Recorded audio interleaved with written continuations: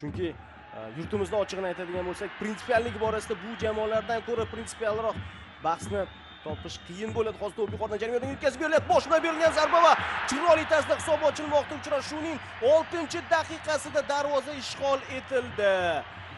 Qanday chiroyli pas berildi Bahrom Abdurahimov tomonidan va mana shu pasni shunga yarasha gol bilan tugatmoqda Paxtakor jamoasi vakillari. To'g'risini aytadigan bo'lsak, keling chetdan turib nazar solaylik xolisona tarzda.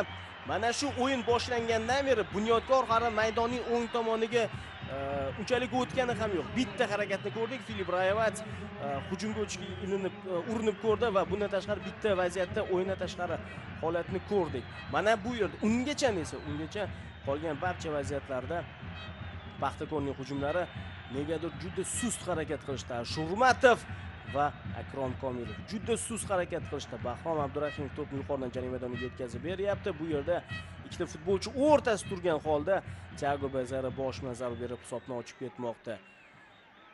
Bunyodkor jamoasi vakillari, himoyachilar esa hatto sakrashga ham ulgurishmadi. Ashomatovdan yuqoriroqdan o'tib ketyapti. Sakragani bilan farqi yo'q. Bu yerda foyda bermasdi. Komilov esa ulgurmay qoldi.